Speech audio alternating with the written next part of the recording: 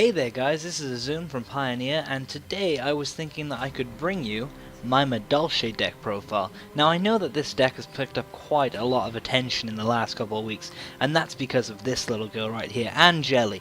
She's coming out in Primal Origins, and she is going to revolutionize the way that this deck works. It doesn't particularly add any power. There is one very situational play that will net you a +6, but mainly she's there for consistency. She helps you get to your hoot cake faster, and she even provides you with fuel for your hoot cake. She is a very, very, very well welcomed addition to the deck. But getting on to my profile for the next format, and I'll do my best to explain any personal choices I've made. I've chosen 2 Mewfwheel because I think Veiler is going to become very much more relevant this format, and Mewfwheel, he attracts Veilers quite well. So I think 2 is better at the moment.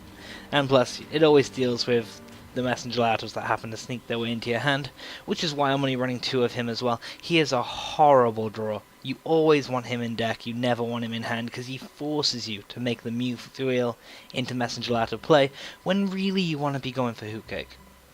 Now, obviously 3 Magdalene, I'm not going to explain it, Stratos. I choose to play 3 Hoot Cakes because this deck does not have a huge monster count, and outside of when I'm winning, i.e. I have Ticket and Chateau on the field, I want to be able to draw him consistently. I know he's completely searchable, just like every other monster in the deck, but I want to be able to top deck him when I'm losing, because he is a game changer. Okay, so that is the Madolche monsters out of the way. Now I have 2 Spell Strikers, because if you have a Spell Striker and just a Hoot Cake, or if you have that on its own, and a Monster Engrave of course, will enable you to go into Tiramisu. If you have a Mewfwheel, a Messenger Lato, a Hoot Cake, and a Spell Striker, it will enable you to go into Tiramisu, and plus like crazy. And if you have Mewfwheel, Messenger Lato, and Spell Striker, you can yet again go into Tiramisu. There are a lot of good plays that this card enables. I prefer this to the Psychic build because this engine is very small. It's just 2 cards, and it's not hard to get a spell in your graveyard to pay the cost. Okay, moving on. 2 Maxis. I do not believe Maxi is going to be that good this format, but that is going to be left to be shown. Obviously, Mermails are still running around, Heretics are very popular at my locals, so I'm going to see how it goes. But the one advantage that Maxi has over, say, Effect Veiler is that it can be dumped at any point, making it incredibly good Hoot Cake fodder.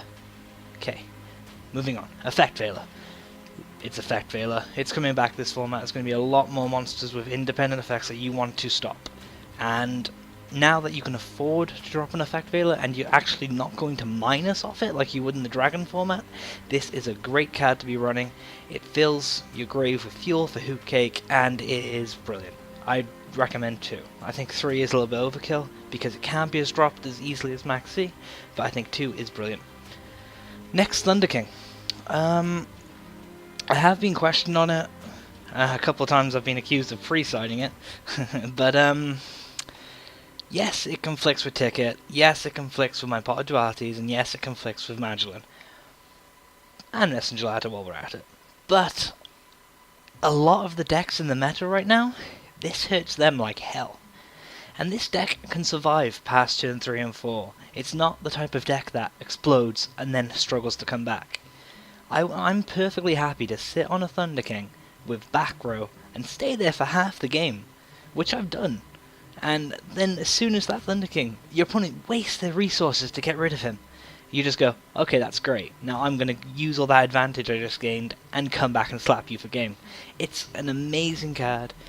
There's a reason it's at 1, and that's because your opponent has to waste so many resources in a lot of situations to get rid of him. It's just brilliant. I couldn't stress more that people should be running this.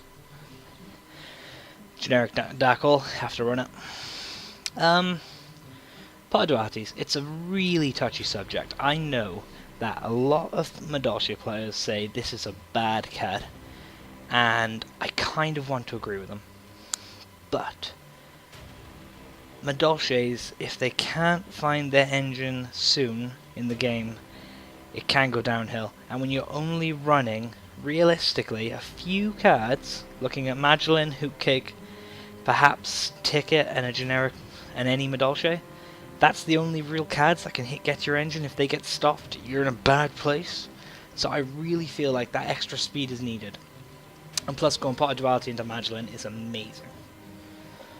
Oh, I should note, when Angeli hits the deck, these will be gone before you can even say Angeli. They're not needed. Like, if consistency was ever an issue, this card fixes it. 2 MSTs, might play around with the maxi ratio, take this up to 3, but at the moment I'm happy with this.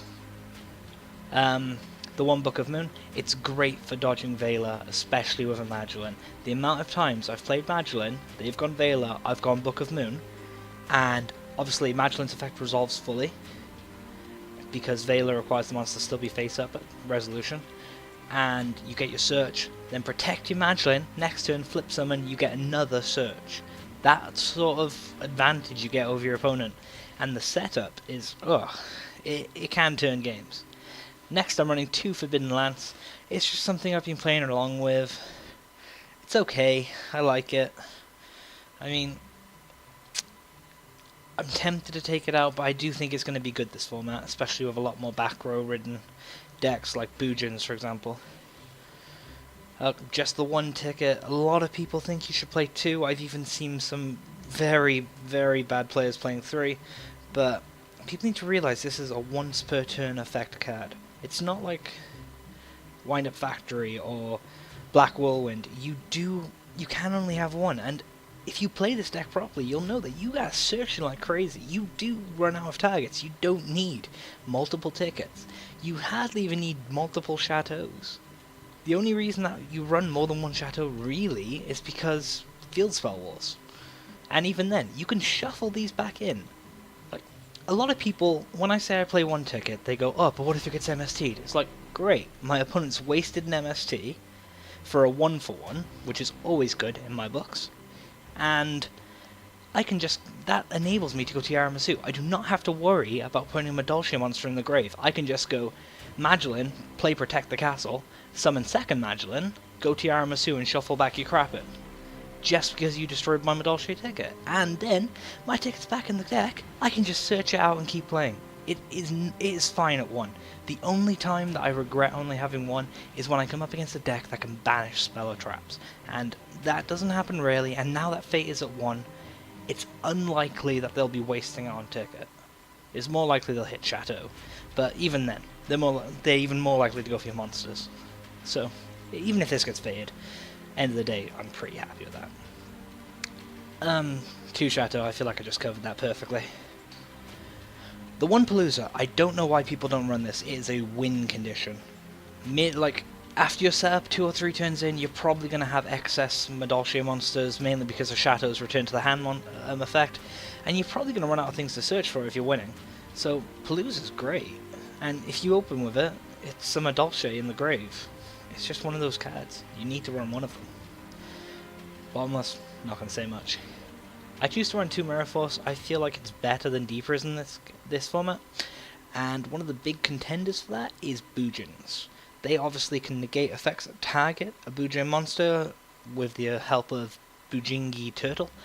Mirror Force doesn't target. It's much better in that respect, and I don't really think that there's a lot that Deep Prison gets over that Mirror Force doesn't in this format, or even if it doesn't, I think Mirror Force warrants its use. The 1 Torrential staple, the 1 Compulse staple. I'm running triple Fiendish Chain because if you've noticed a lot of my strategies that I've talked about, it's Protect the Castle, and I think Fiendish Chain is an excellent card for that. Also, it stops Yamato, something that Effect Veiler doesn't. This is a great card, and I do think it should be ran at 2 or 3 in most decks, especially a semi-stun deck like Madolche's. 7 Tools of the Bandit, I've opted for this over Trap Stun because it ends chains. Also, I do not want to have to 7 Tools my opponent's... Trap Stun my opponent's trap card in their turn. For example, I know that it's not relevant anymore, but if they used Return from a Different Dimension and I Trap Stunned, that's great. But they could just proceed to get monsters on the board and continue to attack, and my Mirror Forces, my Torrentials, my Compulses, they were all negated, and I didn't like that. 7 tools is much better in the sense that even in your opponent's turn you can use it, end the chain, they can't do jack, and you still have your defensive traps to lie back on. And then the 1 warning because it's warning. Looking at my extra, you only need 2 queens. Sometimes I play 3 because a lot of these cards in here aren't even relevant, but you only need 2. So if you're trying to pick up this deck now, it's gone up in price quite a lot because of the hype. Only pick up 2. To summarize this, the only cards I make effectively are Tiara Masu's. I make Black Ship sometimes, very, very situationally. I think I made it once, because Tiara Masu basically does the same job, but better. Maystroke I've made a couple of times when I'm in a pickle, and I had a, this was more when I was playing the Psychic Engine I played this, but it's still in just in case, because it is a good card. Dweller's pretty good, but mainly the rank, and Cowboy, because it's Cowboy. But mainly the rank 3s, they're the ones that see play. I do play Levier quite a lot. This will be gone up to 2 when Angelia hits. Engineer's great if you can make Engineer and Tiara Masu. You can protect your Tiara Masu for the next turn, and getting Tiara Masu off twice can be deadly. Because Tiara Masu, if you have Chateau on the field, can be a +5 play. Now that is ridiculous. But if you keep it for a second turn, you're looking at +10. That is like, wow. But I'm sure someone will comment and say that I didn't factor in the cards taken to actually make Tiara Masu, so it would go down to a +9, but still, +9. Come on guys, +9. Invoker, you kind of needed 2. Some people would argue 1, but now that Angeli's coming out, I would definitely say that you only need 1 of this card. 2 is nice in case it gets warninged, but you only need 1. Again, if you're going to pick up this deck now, just pick up the 1. This has gone up like nuts. I do run the 1 Fortune Tune in lay of Zen mains, because it will set off your ticket effect. That's the only reason. It will set off your ticket effect. And it can be tagged, which is kind of nice. But, yeah. So that is my Madolche deck profile. This has been Azun from Pioneer, and if you have any questions or you'd like to know even more of my thoughts on what this card will do for the deck, being Angeli, just drop me a PM or a comment. Thanks guys, signing out.